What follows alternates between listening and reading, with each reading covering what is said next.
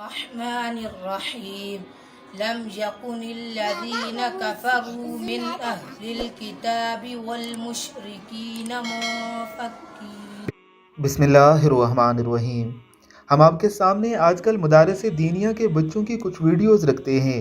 इन मदरसों के बच्चों की वीडियोज़ रखने का बुनियादी मकसद ये होता है कि आपको मदारस के हवाले से तरगीब दी जाए। हम असरी उलूम को इस दौर में इंतहाई नागुज़ीर समझते हैं, लेकिन साथ ही साथ दीनी तालीम को भी ज़रूरी समझते हैं। ज़रा देखिए इस मदरसे के बच्चे की ये खूबसूरत तिलावत कलाम मजीद। الرحمن الرحيم لم يكن الذين كفروا من أهل الكتاب والمشركين منفكين حتى تأتيهم البينة رسول من الله يتلو صحفا مطهرة فيها كتب قيمة وما تفرق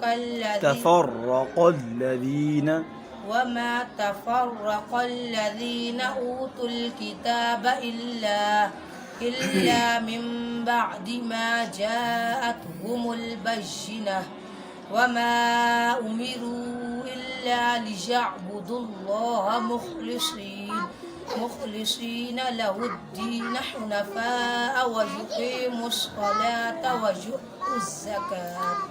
ويؤتوا الزكاة وذلك دين القيمة إن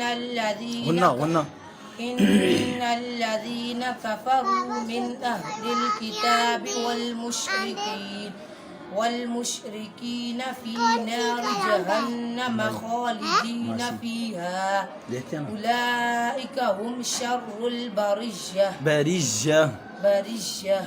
إن الذين آمنوا وعملوا الصالحات أولئك هم خير البرية جزاؤهم عند ربهم جنات عدن تجري من تحتها الأنهار خالدين فيها أبدا رضي الله عنهم ورضوا عنه ذلك لمن خشي ربه। जैसे हम असरी उलूम के माहिर बच्चों को बहुत अप्रिशिएट किया करते हैं, वैसे ही इन दीनी उलूम के बच्चों को भी अप्रिशिएट किया जाना चाहिए। हमारे यहाँ ये मजाज बन चुका है कि हम दीनी तालीम को कुछ समझते ही नहीं हैं। हम अपने सबसे नाकारा बच्चे को दीनी मदरसे में इसलिए दाखिल करवाते हैं कि शायद इसकी भी रोज़ी रोटी का कोई इंतज़ाम हो जाए। काश कि हम अपने शार्प बच्चों को दीनी मदारस में दाखिल करवा के हम अपने आने वाली नस्लों तक इस्लाम पहुँचाएँ और मौजूदा चैलेंजेस का जवाब देने वाले स्कॉलर पैदा करें। अल्लाह हम सबको तौफीक अता फ़रमाए। आमीन सुम आमीन।